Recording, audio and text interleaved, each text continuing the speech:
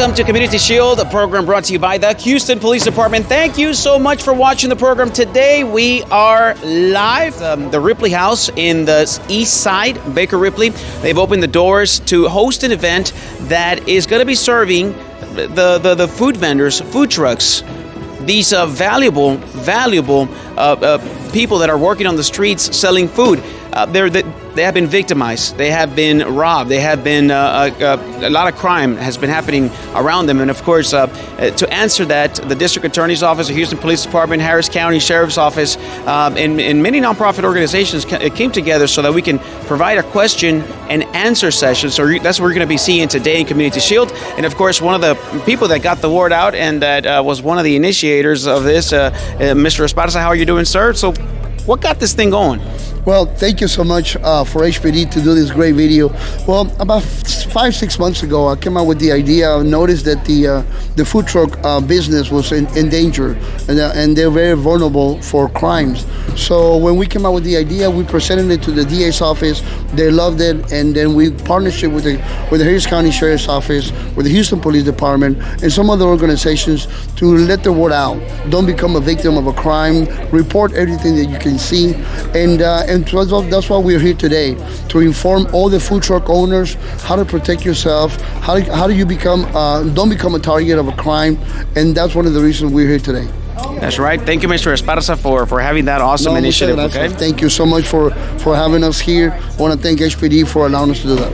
And before we get on with this very important panel that we're going to be hosting, let's see some of the officers that are going to be working with National Night Out with the Houston Police Department, because National Night Out is coming October the 4th, Tuesday, October the 4th. If you want to throw a party, you might want to get with your officer in your area, the community service officer in your area. If you want to know who the police officer in your area from the Houston Police Department is, well, give us a phone call to our Office of Community Affairs, so they can guide you to see who is the community service officer in your area. And that is 713-308-3200, 713-308-3200. Let's check out these images for a National Night Out. It's going to be a blast. We had a blast last year. It's about meeting your neighbor. It's about getting to know who they are. It's about watching out for each other. It's about taking care of each other. And this is what National Night Out is all about. Enjoy this video,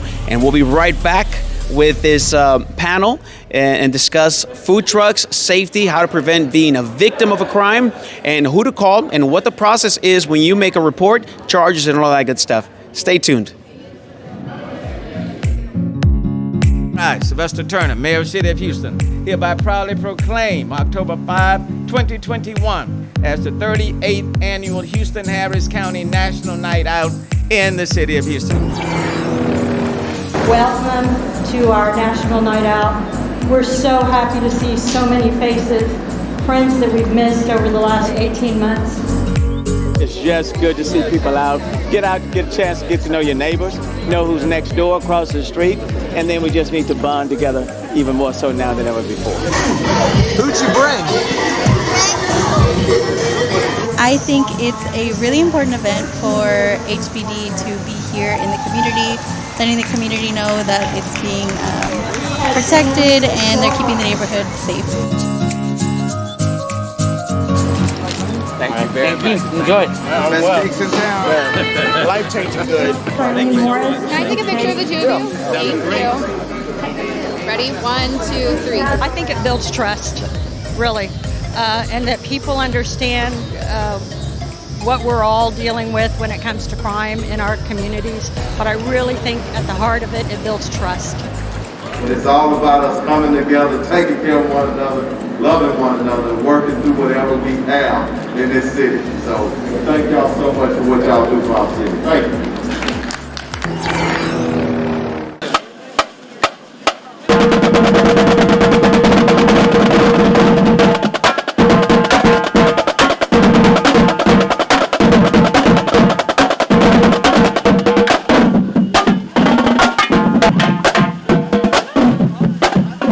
So excited.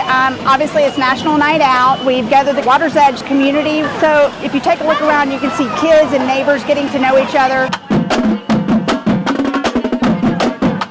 When you know your neighbors, you know when something's going on that shouldn't be. You know if there's something suspicious, and you call them and let them know, and you really look out for each other. Developing relationships with the police is also important. It really brings the community together and helps eliminate crime and things that shouldn't be happening in your neighborhood. Thank you, Mommy. Oh, you want both? Okay. They're both yours. You said thank you. Have a high five? All right. Thank you. We literally started planning this 3 weeks ago, and we had just a team of people that come together that called the food trucks, that called the schools, that called the local vendors, and just came together. Oh, nice. Yeah, there you go.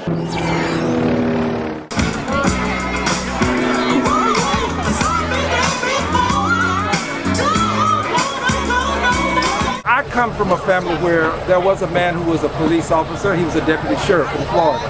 He was my uncle. And I credit my success to him because he once said, this boy is asking a lot of questions. I bet he's going to be a lawyer. And from that day forward, I wanted to be a lawyer because I respected the man who wore the badge, who was respected in the community. And I have great respect for law enforcement officers, and I want other people to have respect for the officers who are doing a great job in caring for our community.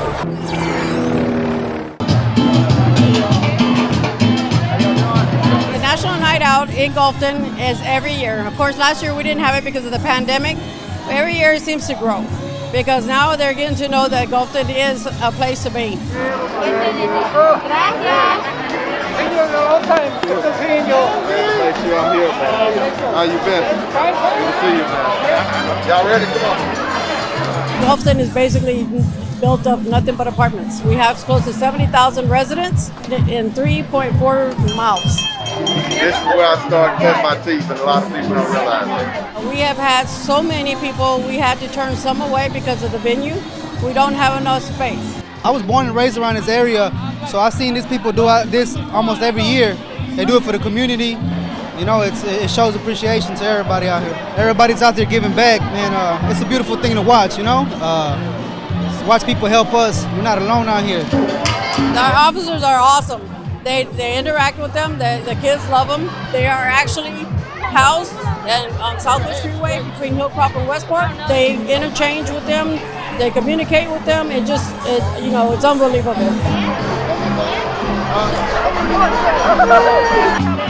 We back the blue, so what better way to do that is to show our encouragement with them. All righty, here we go. Hey, y'all. How you doing? What's up, bro? How you doing? How are you? Hi, nice to meet you. Thank you for protecting us. Thank you. Thanks for being out here, okay? Thank you. We wasn't able to have National Night Out last year. We're here. You got police officers, community members, just all out here in love. Another sticker? What do you say? And would you like one too? Thank you. You're welcome. Families out here, huh? Yeah. All right. Anytime that you can come together, sharing information, getting to know your neighbor better, and building a stronger relationship with the citizens and police, it's just a better thing.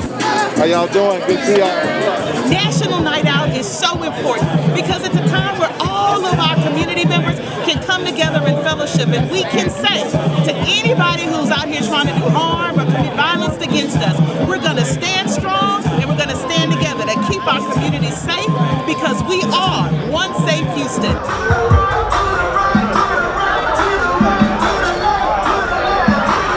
It's not just about crime. It's about looking after your neighbor. What if some of your neighbors are going through a tough time and you're doing well? Reach out and help. So it's a little bit deeper than just fighting crime. It's building true community. When they're doing something like that, it's saying that we want to actually be involved and be a part instead of just monitoring or just policing. It's actually partnering.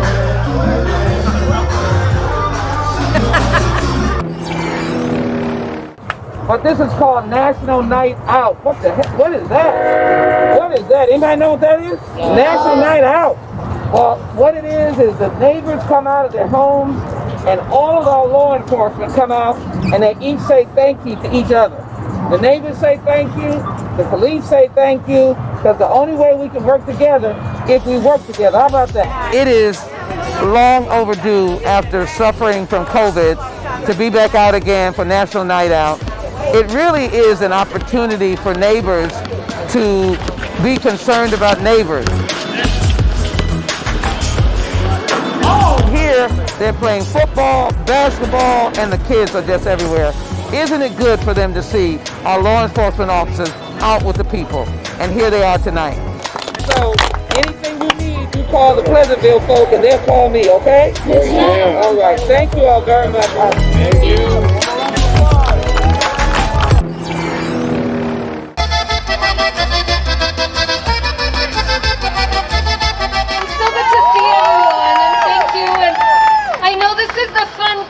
The lake crowd, huh? So I was really hoping to make it and see some of you guys, and I want to give a round of applause to all our law enforcement officers who are here. National Night Out is really important. You know, unfortunately, it's only one time a year. I wish we could do it more often because it's really a good thing for everybody. I finally got the chance to work at South Gessner. I grew up down the street in Glenshire, so it's really special to be able to come back and be in this community again. We are working for you, we're going to continue working for you, and I can't tell you how much it fills me with joy to be here with each and every one of you. So let's continue enjoying the evening.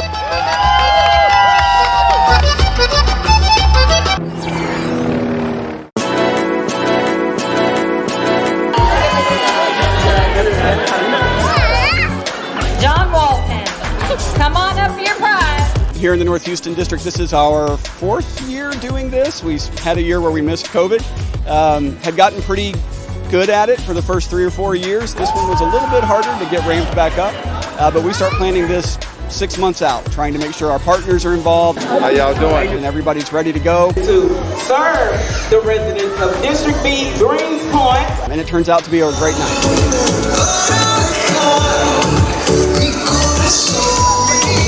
Commander Spear is a great man, a great leader. All this team out here in North Belt, I'm just proud of y'all, so thank you, okay?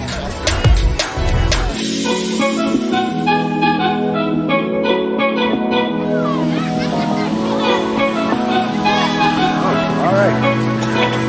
Here. HPD's been fantastic with us from the chief on down. There's a huge contingent of officers who are out from North Belt and other divisions around the area. I took pictures with all of them because I felt protected. Now I'm just glad. And the community loves seeing it. They love interacting with them. They love getting to know them. How you doing, brother? This, man. All right, man. 1, 2, 3, hold it.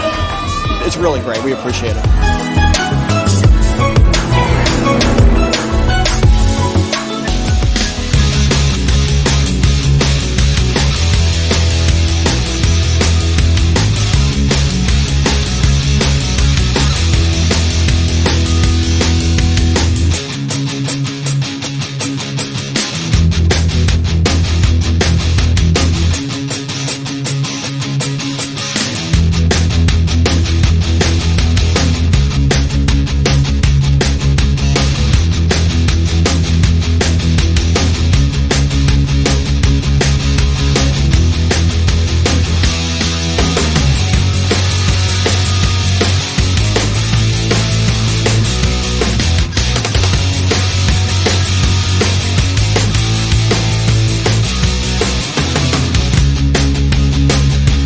That's right, Community Shield with the Houston Police Department. We are having our first coordinators meeting for National Night Out. We just finished, we just concluded this meeting, and a lot of excited officers here from different stations, different regions. We got about 17 representatives, 17 coordinators representing each one of these stations, and of course, they're all going to go out there, right? And they're going to preach National Night Out. They're going to get as many communities involved so that they can do this such an essential event. National Night Out, the whole purpose for neighbors to come out and meet neighbors. What is the importance, Sargento Lozano from Clear Lake, que nos acompaña, he's here with us, the importance of neighbors getting to know neighbors, of coming out and seeing, oh, I didn't know that was you.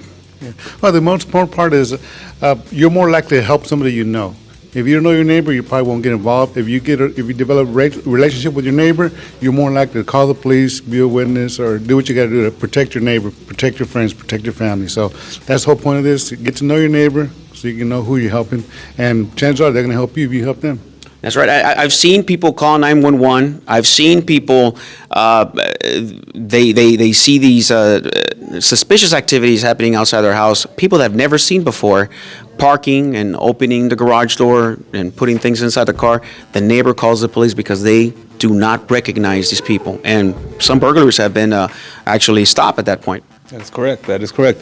Unfortunately, in today's society, we have been so fixated in everything from social media to, I guess, not being as social as we used to be back in the day, as they used to say. I totally agree with Sergeant Lozano in that it's very beneficial for us to get to know our neighbors, because whenever you do, you get to, I guess, reintroduce yourself into the community concept, okay? And more importantly, as you get to know these people, you know who belongs in your neighborhood and who doesn't, okay? By not talking to people, we don't know who might be related to them that might be regular visitors, or as opposed to somebody who's not supposed to be there. The more you get to know your neighbors, the more important it is that, I guess, I should say that basically you introduce a whole safe concept in your whole community and stuff by a joining of the minds and of neighbors as well. That's right. So that is the whole point. National Night Out, to make connections, to report anything that's suspicious in your community, to feel like there's a sense of belonging. There is research that's been done that when a community feels like there is a sense of belonging in that community, people take ownership. And that's something that our chief always emphasizes when he does a press conference regarding any type of crime or the event that's happened in our communities. Let's take ownership of what's going on. Let's report crime when we see it, and it becomes more intimate when you know your neighbor, when you know the person that walks by every day. There's always a lady that walks by my house, and every day I say hi to her. You never know. You never know. Again, National Night Out is there, building bridges, building connections, and that is the whole goal. As police officers, we want to go out there and meet as many people as we can. That is correct. That is correct. Us as officers, we do our best to try to meet with the public on a regular basis, whether it be through Civic Club meetings or community events, but we can't be there all the time. And National Night Out presents a very perfect opportunity for you to come out and meet your local officers who will be out there and stuff, and try to make as many social gatherings as we can. And you're welcome to talk to us about whatever issues might be on your mind, whether they be crime issues or personal issues. We're here to talk, and we're here to get to know you. And more importantly, we're here to let you know that we are here to serve you and basically be there for you in case you need us and everything. But like I said, to sum it up, it's an important night to get to know the officers that work in your area, as well as other agencies. I know in our area at Eastside we'll have Precinct 6, and in some areas Precinct 2.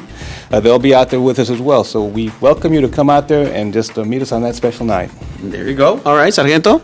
No, that's it. Just we really could use everybody's help to participate in these events. It's like I said, our best ally in these kind of solving crimes is the citizens, and you're more likely to help us catch the criminals if you know your neighbor. So one thing serves another. So just get to know your neighbor and establish these bonds that help us fight crime. Sargento Lozano, Sargento Tapia, East Side Patrol being represented, Clear Lake being represented today.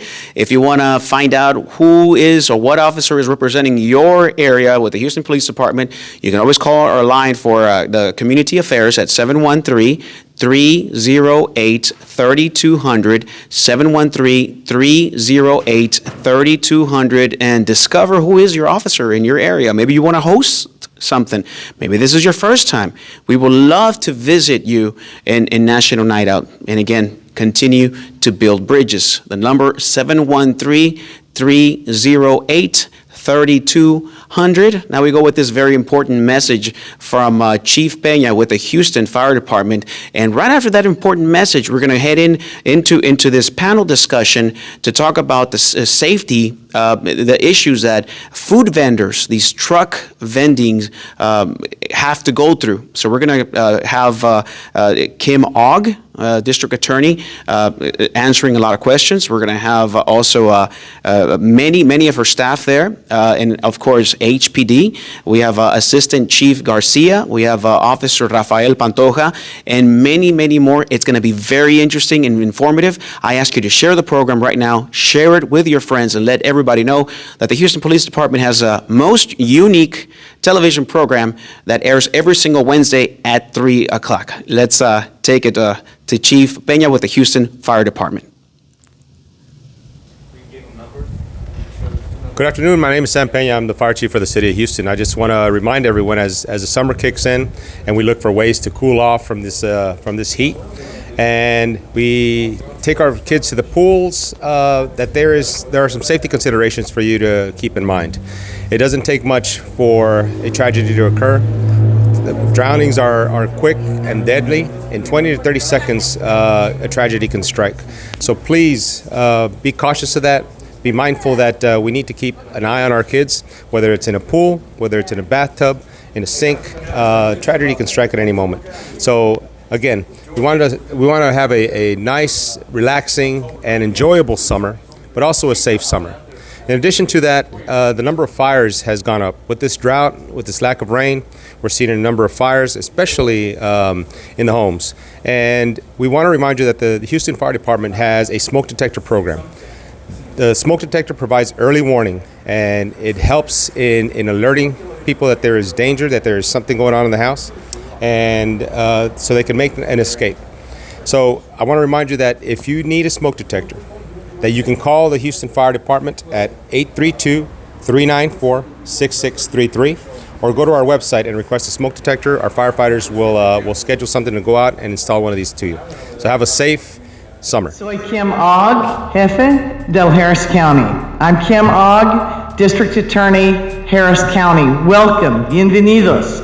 Our program today will be in English, followed by Spanish. Ruben Perez will translate for us, and this program is to help individuals and families in the business community operating food trucks, how to be safer, how to prevent scams, how to protect yourselves, and God forbid, if something happens to you, how to report the crime and prosecute fully. So we're here to help you today. We have a PowerPoint program for you, and we'll be going through it again in English and in Spanish. Thank you for attending, and we hope that this is useful information for you and other vendors working in and on Houston streets. How to prevent and report crime. Our mission at the District Attorney's Office is that we are dedicated to our community's safety. We do this through evidence-based prosecution and equal justice for all. The way we guarantee a safer community is by guaranteeing a fair process in court so that we can obtain a just result for the victim, the accused, and the community in every case. Our justice system is like an assembly line at a factory. We have police who may respond to a call. We have prosecutors who will then advise police if they catch someone or they have a suspect. They'll call the district attorney's office, and prosecutors will advise police and determine whether a charge is appropriate. After we charge someone with a crime, we go before a judge and argue for higher bail or sufficient bail to protect the community. The judge also listens to the defense attorney, who will argue that his client should be out of jail while awaiting trial. The judge then decides bail, conditions of bail, and will later set a trial date. And if a plea agreement is not reached with the defendant, then a jury will hear the case. And the criminal may go to prison, they may get probation, or we may agree to an alternative sentence that allows the person to exit the criminal justice system without a permanent record.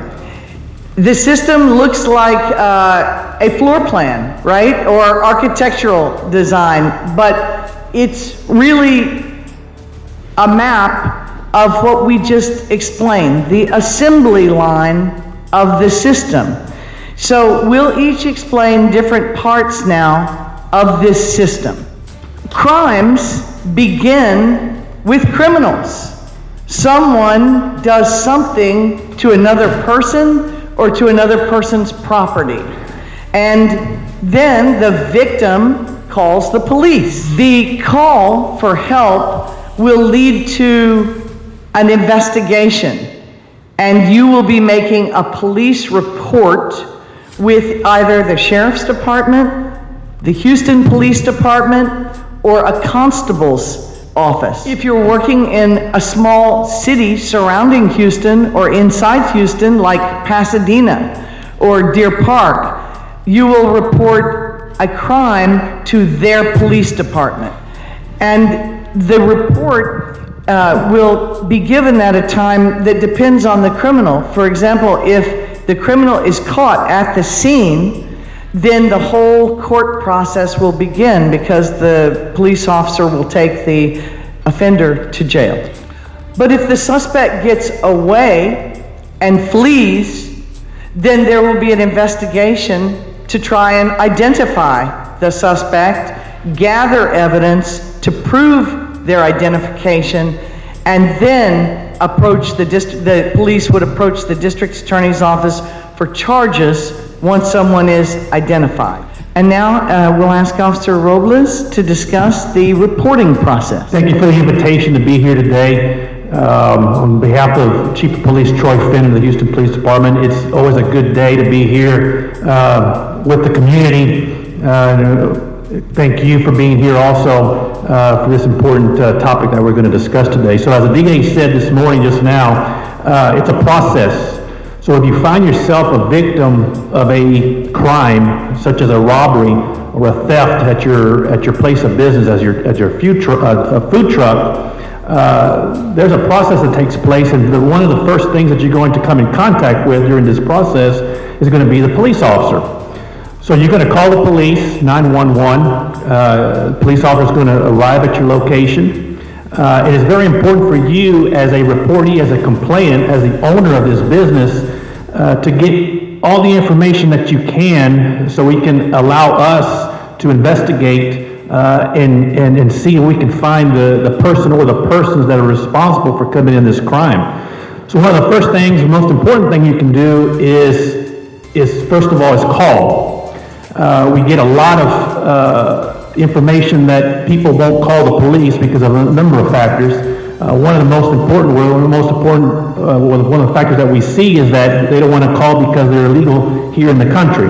The legal status, we don't want to get involved with the system. We're going to get in trouble. I can assure you that the Houston Police Department is not concerned with your legal status when you're reporting a violent crime. So make sure that you call. That is the first step in this process, is to call the police. Once you do that, the officer is going to arrive, and one of the most important things you can do is to remember what occurred. It's a very traumatic event, one of the probably most traumatic events that you'll have, but it's very important that you get all the information. The information that I speak of is, number one, what did the person look like? Was he black, Hispanic, white? Was he young? Was he old? What kind of clothing did he have? Did he have somebody else with him? Was it a male or was it a female? What kind of car were they in? Was it a truck? What direction did they come in? What direction did they leave? Did they use a weapon? Did they use a knife? What kind of demand did they make? And just information like that we can put in the report. If you have that information, it makes the investigator of the police department, the information that we need, it allows us to look at the case and furthering the investigation. So the more information that you have in the report, the more information that you can give the officer on the scene, the better chances that we have into finding these folks that are committing these crimes. Because I'll tell you, if we find one suspect committing these robberies or these thefts at the food truck places, chances are that's not the first time they've committed these offenses. So it's very important, like I said at the beginning, is to report, because if we don't know about it, it didn't happen. It happened to you, but as far as the Houston Police Department is concerned, if you don't report it, it didn't happen. And then it makes our jobs more difficult in being able to link these type of cases and getting more information we can on these suspects that we can find. So at the scene, when the investigation is completed by the officer is going to give you what we call a case number. That case number is a police number. It's a police report number. That's very important. It serves a number of factors, a number of reasons that we give it to you. Number one, it states that you made a police report with the Houston Police Department. It gives you the number, it gives you the address of where the occurrence took place, it gives you the date, and most importantly, it gives you the name of the officer who committed or who wrote the report. That's very important, because when you go and you want information on what has occurred or what has happened with your case, the first thing that we're going to ask you is what is the offense report number? That piece of paper that we give you, that's going to be important. You're going to give that number to the police department. We'll be able to check what's the status of your case, and more importantly also, we'll be able to give you information on if we've got a suspect or not. Another important piece of information on that case number is that if you are a victim of a violent crime here in the state of Texas, there's possibly what do you call it? A fund that can give you, that you're entitled to money. It's a process that we work with the DA's office, and we have our folks here in the police department that also do that. But it's very important that if you are a victim of a violent crime, that you keep that case number, because that's going to be important to do all these steps that we have. To not be a victim, and that's our goal. Our goal is not to be a victim of a violent crime. So there's a couple of things, many things that we can do to make sure that you're not a victim of a violent crime. And one of the things, and we see this often, is that the food trucks handle cash. There's a lot of cash that's involved.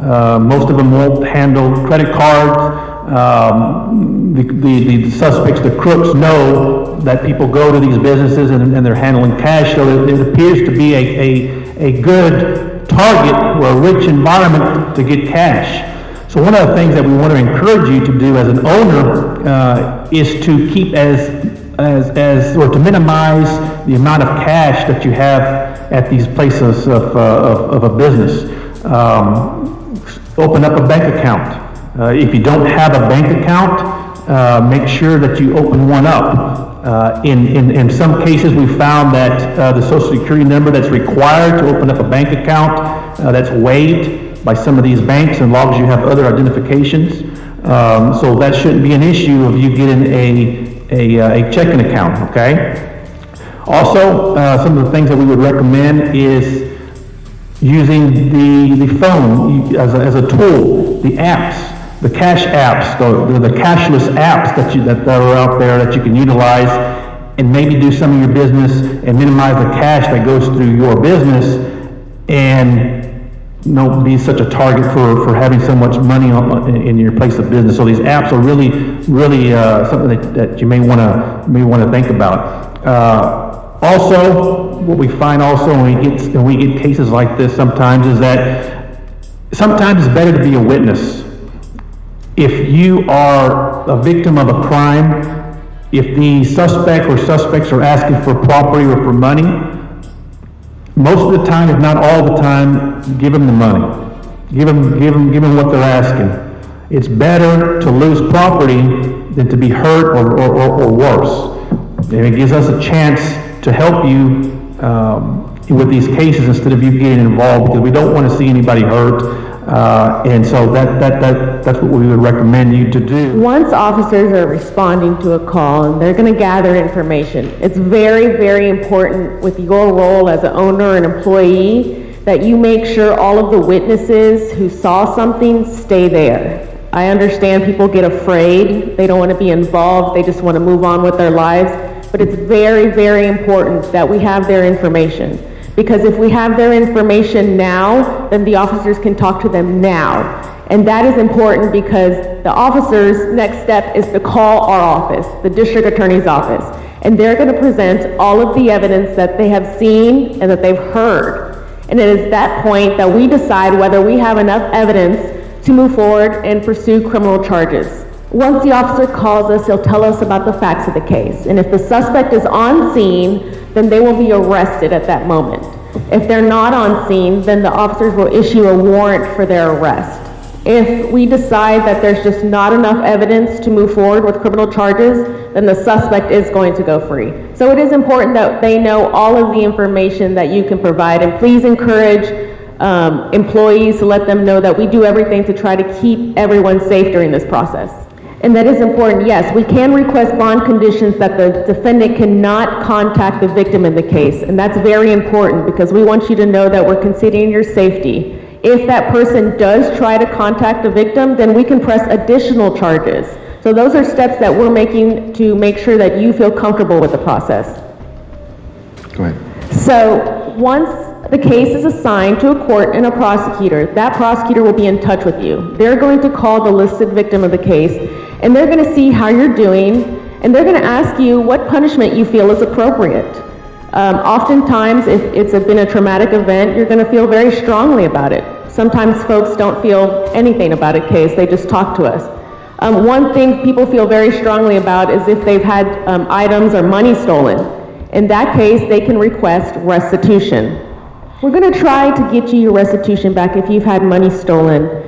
And the great thing about the restitution center at the district attorney's office is we've gotten victims $13 million back to them. Our restitution center allows that a defendant pay directly to the center, and the center pays to the victim. So you don't have to worry about them mailing you a check. This is all done so you can avoid any communication with them that you don't want. Sometimes cases will last a short amount of time, and sometimes they last a long time if they go to trial. In cases that they last a long time and you are called to be a witness, you are going to encounter wonderful people like Maria, who is one of our victim assistance coordinators. They are there to explain the process to you, to make sure that you feel safe every single day. If you have to come testify, we'll have an investigator come pick you up. It is to make sure that you feel safe and that we hold the person who committed this crime accountable. And the victim assistant coordinators will also help and explain the process of a U visa. A U visa is a specific visa for victims of serious crimes. And if you help cooperate with the prosecution of the criminal of a serious crime, we're going to assist you in the first step of applying for a U visa. We know that we cannot hold these criminals accountable without your help. So we're going to do everything we can do to make you feel safe and comfortable through this process, and we appreciate it. Hello, I'm Deputy Investigator Tony Reveles. I'm with the Harris County Sheriff's Office Violent Crimes Unit. I want to thank you for being here today and for giving the Sheriff's Office and on behalf of our Sheriff, Ed Gonzalez, the opportunity to be here to speak with you here today. So we're just going to cover some basic tips on how you can prevent yourself from being a victim of these crimes. One of the things we're talking about is food trucks. So when you think about putting your truck in a specific location, you want to think about is it well lit for both you and your customers and your employees. So try to choose an area that is well lit. Also somewhere that is visible from the roadway and is highly trafficked. So you have a lot of people walking in and around, so that way you have the opportunity for you to become a victim or to be limited. So it's best to be quite visible. Do some of your own homework. I know with the sheriff's office, also with the HPD, that we have statistics and information and mapping systems online that you can see where crimes are happening and the types of crimes that are happening. So that is a useful tool for you to use to be able to determine if an area has a higher propensity to make you a victim. The other types of businesses that are nearby, you want to avoid businesses like those underground gaming rooms, places that smoke shops, things like that. They tend to invite individuals that are not always the best character, so you want to think about the businesses that you put your food truck around, so that way you know that you're dealing with a better clientele and type of people. The other thing we'd like to discuss is like robbery and crime prevention tips. So trust your instincts. If you sense that something's not quite right, we ask that you get away from that situation or that person. Don't look like an easy target. If you're doing things like going to the bank to make deposits or what have you, we ask that you always travel with somebody. You're less likely to become a victim if you travel in packs of people. So bring a friend.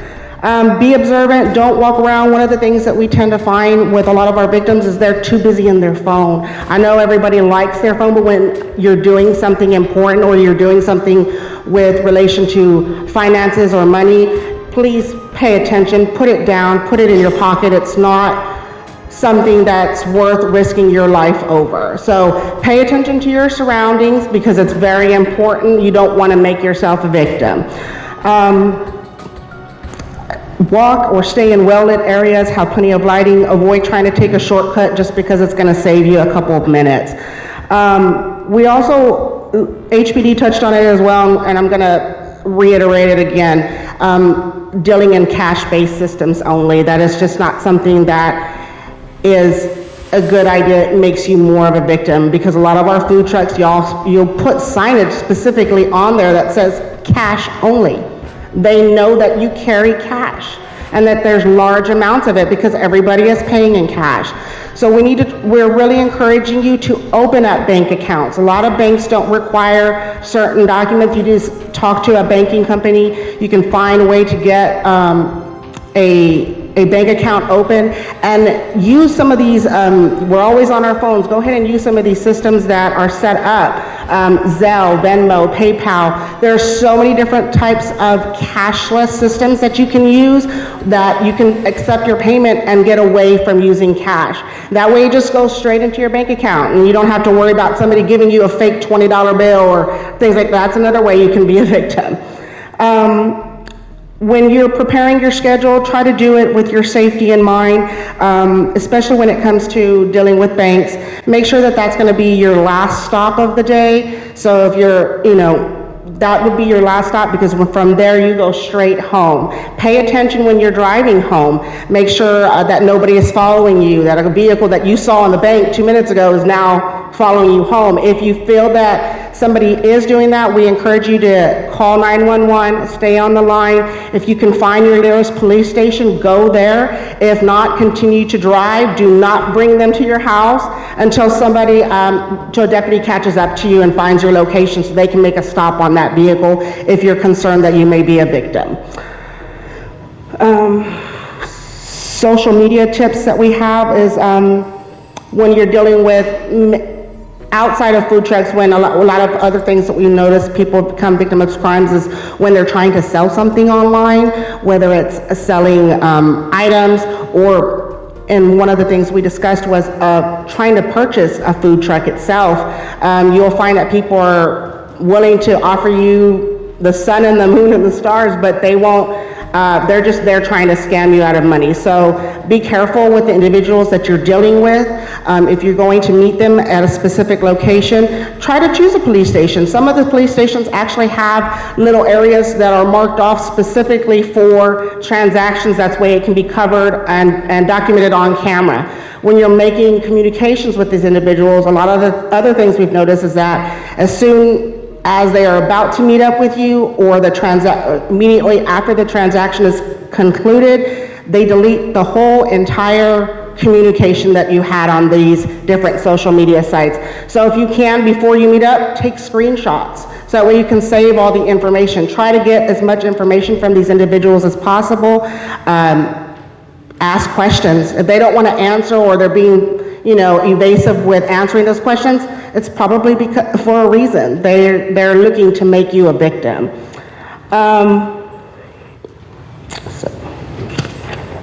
The other thing we find with food trucks is the bank jugging. We have a lot of that in violent crimes. That's something that we combat on a daily basis. So when you get to banks, pay attention to cars that are occupied, but nobody's getting out. They're just sitting there and watching.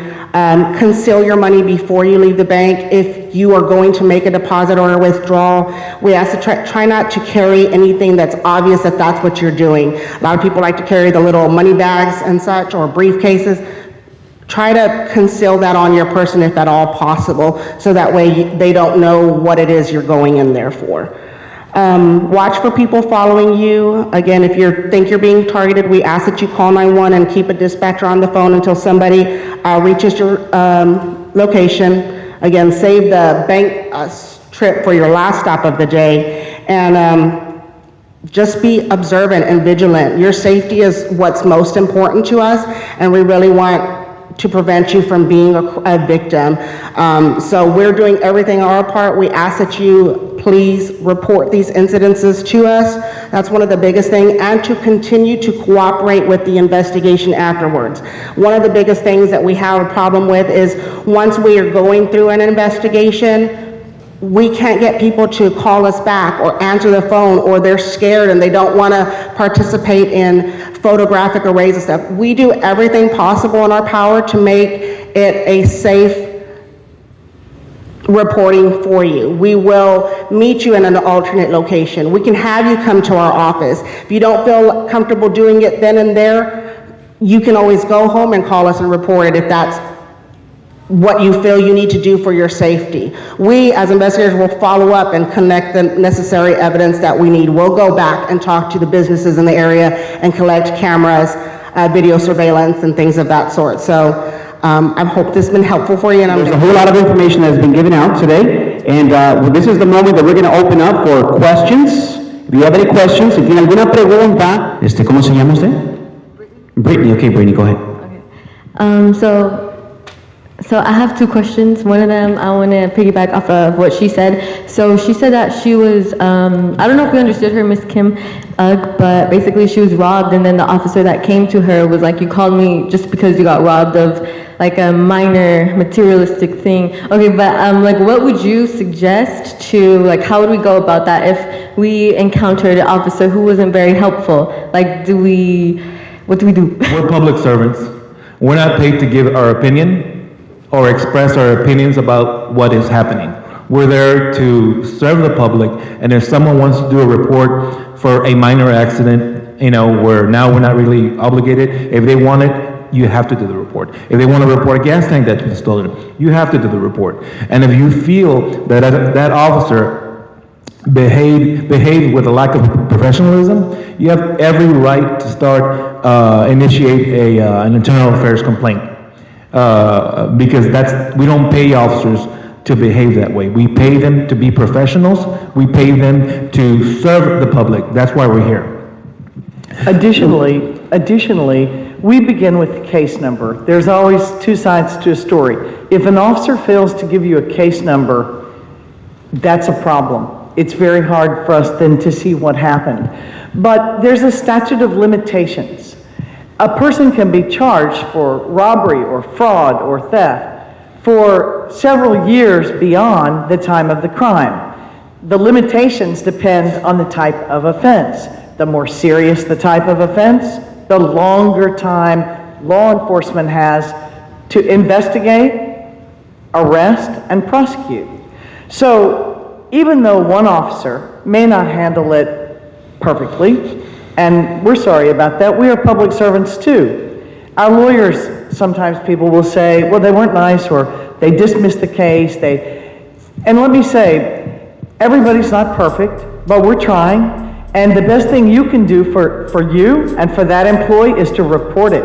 and then we can fix it. We can get the case filed if there's evidence, and we can work with that employee to ensure that they provide better service to our community or more appropriate service to our community afterwards. I assure you, Chief Fenner, myself, Sheriff Gonzalez want to know when we have a problem with an employee. And if it's a problem for you, then it's a problem for us. And we'll work together to get the answer that you need, which is let's catch the criminal. That's the idea. Everyone be safe. The food truck industry is important to Houstonians. My family eats at your trucks. Your families eat at other people's trucks if you have kids. I know they do. And so we want to keep you safe. We appreciate you attending today. Thank you, Que Onda. Thank you, El Bolillo. And thank you, Baker Ripley.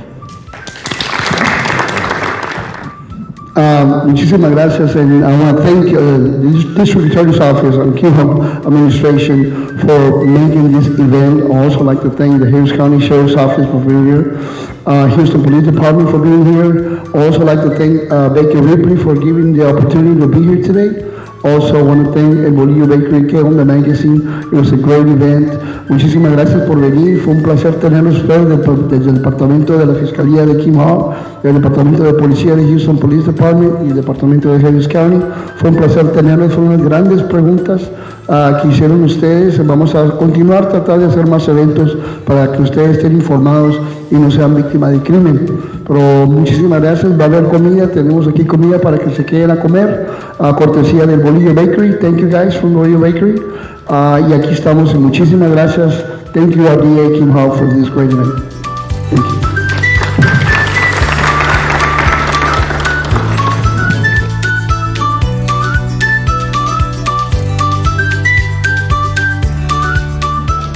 So that's a wrap this program of Community Shield with the Houston Police Department. Again, this was an awesome broadcast. It was an awesome cause, and it's something that that's going to be on tour now. We have District Attorney Kim Ogg here. I want to know what inspired this event to occur. Why are we doing this event?